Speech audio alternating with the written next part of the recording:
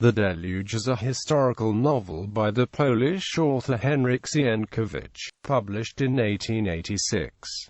It is the second volume of a three-volume series known to Poles as the Trilogy, having been preceded by With Fire and Sword and followed by Fire in the Steppe. The novel tells the story of a fictional Polish-Lithuanian Commonwealth soldier and noble Andrzej Kmicic and shows a panorama of the Commonwealth during its historical period of the Deluge, which was a part of the Northern Wars.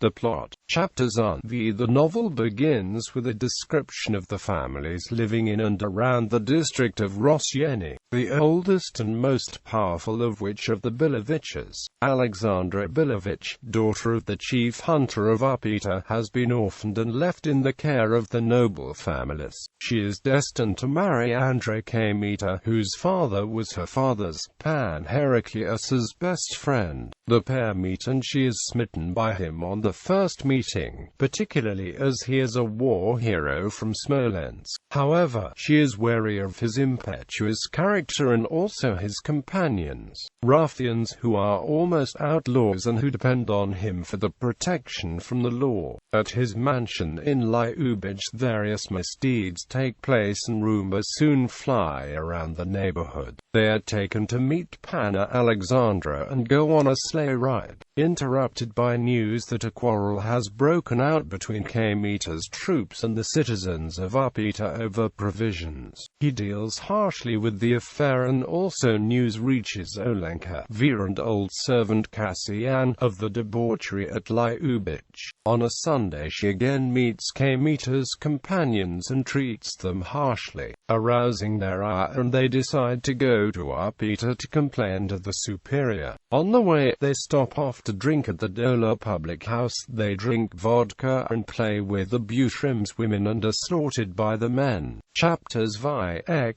Kmicic returns to Vodokty with his troops and has to confess to how he mistreated the guilty at Upita, e.g. ordering 100 blows for the town's mayor and councillors. The couple quarrel and he resolves to dismiss his companions, who she says are a bad influence on him. At Liubich he finds the bodies of his murdered colleagues and, in revenge, burns the village of Volmontovichi to the ground. Kmicic has to seek refuge with Olenka and she forces him to flee. The action switches to the troubles inside the Commonwealth, particularly between the Janusz Radziwiłł and Paweł Sapieha factions. Pan Wolodyowski, a general who is recovering from a wound, is living with Pakoszka Sztuiwicz in Lauda, and the people want him to marry Olenka. Kmicic returns to kidnap Olenka, and Wolodyowski with his force besieges him and his Cossacks at Liubich. They fight a duel and a banneret of Orsha is wounded. Saving Olenka, Michal Wolodyowski decides to propose to her but is rejected, and he knows she loves Kmicic, despite everything that has occurred. War is afoot and Wolodyowski is ordered by Radziwiłł to grant Kmicic a commission to raise a force. He visits the wounded knight at Liubich and knows he will render good service to the Commonwealth as well as blot out his past offences. Chapters She 15. Great Poland is invaded by the Swedes and the nobles are led by Pan Krzysztof Opolinski, the powerful voivode of Poznan. However, they have grown soft in peacetime and defeatism is in the air. They decide to parley with Wittenberg, the Swedish commander, as reinforcements fail to come from the Polish king. John II Casimir and Carl Gustav is accepted as king. In the district of Lukowo, Jan Skrzetuski is living with his wife and her adopted father, Zagloba. Stanislaw Skrzetuski, Jan's cousin, announces the treachery and all three decide to make for Prince Radziwiłł's palace at Kajdarny Upita to see Michal Wolodyowski. They learn that Pan Gosiewski and Udicki have been arrested. They are summoned to a private meeting with the prince, who then meets two Swedish envoys.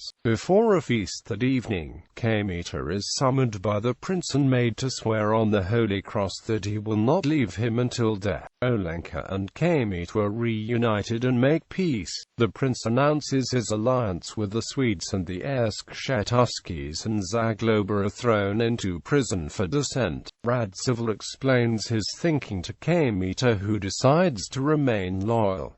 Chapters 16-22. The Hungarians and a part of the dragoons of Mieszko and Kharlamp, who attempt to resist, are massacred by Kmita's men. Radziwiłł is determined to murder Zagloba, but Kmita pleads for his life, and so the prince decides to send his prisoners to the Swedes at Bergi. On the way, Zagloba tricks Roh Kowalski, the conducting officer, and escapes, and the captive colonels are rescued by the Lauda men, and they make for the voivoda of Vitebsk and defeat Swedish troops at a village. Kmita fortifies Kaidani, and Volodyovski's squadron is nearly caught by the prince and the regiments of Mieszko and Ganhof, but slips through. Kmita sees Olenka again as the prince wants her and her guardian Pan Bilevich, the prince's sword-bearer, as hostages at Kaidani. However, Volodyovski comes to the rescue and Kmita is sentenced to death. However, he is saved by Zagloba, who finds a letter amongst his clothes from the prince berating him for having saved the colonels and Zagloba and also his commission, and is freed.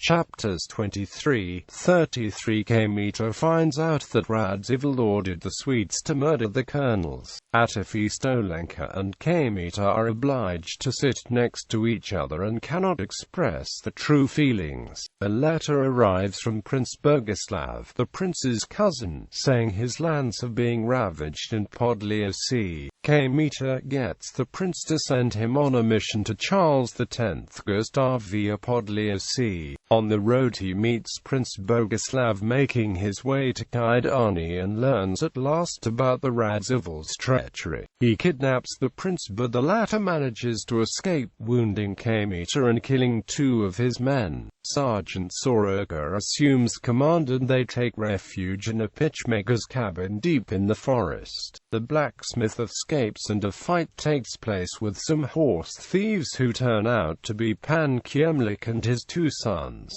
ex-soldiers of Kmita's and so loyal to him. Kmita, who has lost Radziwiłł's letters, decides to act as a horse dealer and heads off with the Kiemliks for the Prussian border after writing a letter to the colonels under the name of Babinich, warning them of Radziwiłł's movements and strategy. He also writes to Radziwiłł warning him not to harm Olenka or he will reveal his treacherous letters. Kmita encounters Genshin, now a lower noble, who agrees to take the letter to the colonels. Commonwealth troops arrive at the inn, the Mandrag, and Kmita's men fight with Yusva Butram's men and overcome them. Arriving at Shukan with his small retinue, he is reunited with his old master Jan Skshetuski, and tells them about Kmita's conversion. The colonels are wary, but, after receiving a letter signed by Kmita, decide to move for Bialystok to concentrate the Commonwealth forces.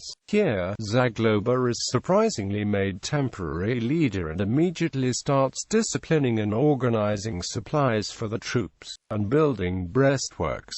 Volodyovski is sent to deal with the force besieging a village. Finally, the voivoda of Vitebsk, Sapieha, arrives with his army, accompanied by a returning Volodyovski.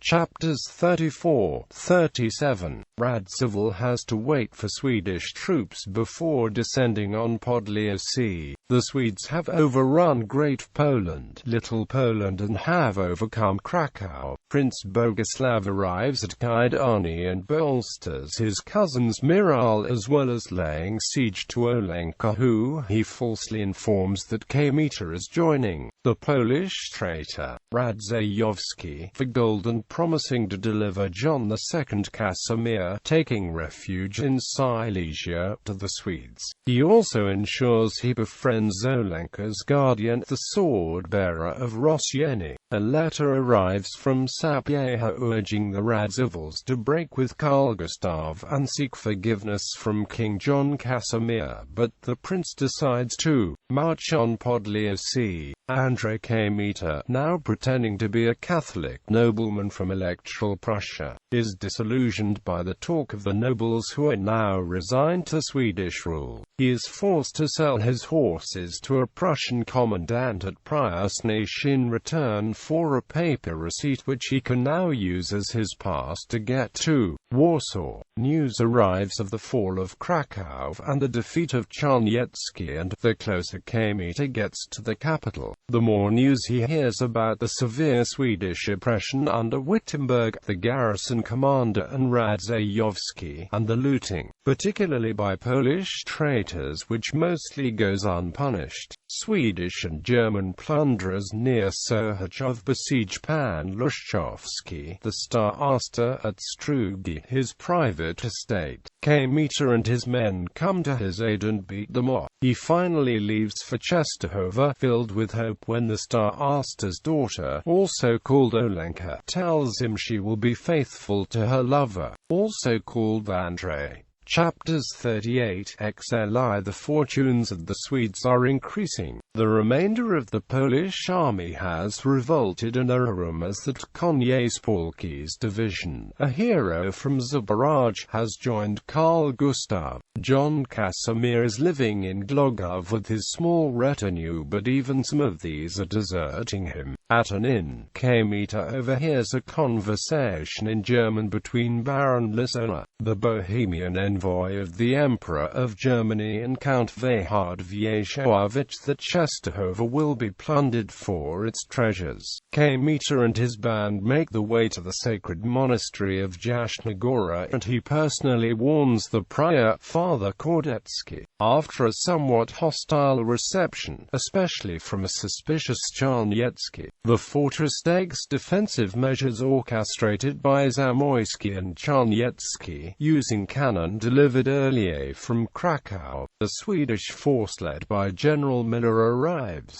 Terms of surrender are rejected, and the siege commences, against the advice of the highly experienced Colonel Sadowski. On the 18th of November, Kmicic himself takes charge of firing one cannon and successfully destroys many Swedish cannon and troops. The besieged also make a surprise sortie on November 28 and destroy further 2 Swedish cannons. Czarniecki is brought round by the Lithuanian skill and courage, particularly when Kmicic defuses a Swedish cannonball by removing its charge. Prior Kordecki requests Kmicic to dedicate the iron bowl to the Most Holy Lady once the enemy have left the field. Major characters. Historical figures. Janusz Radziwiłł. Prince Janusz Radziwiłł of Traby was a notable Polish-Lithuanian noble and magnate. Throughout his life he occupied a number of posts in the state administration, including that of Court Chamberlain of Lithuania and Field Hetman of Lithuania. He was also a voivode of Vilna voivodeship, as well as a starost of Samojisha, Kamieniec, Kazimierz and Sedgway. In his times he was one of the most powerful people in the Commonwealth, often described as a de facto ruler of the entire Grand Duchy of Lithuania. During the Deluge, the Swedish invasion of Poland-Lithuania during the Second Northern War, he sided with the Swedish king, signing the Treaty of Kędzierzyn and the Union of Kędzierzyn. This move, however, antagonized him with most of other nobles, including members of his own family. His forces were eventually defeated in battle, and he himself died in a besieged castle at Tykocin.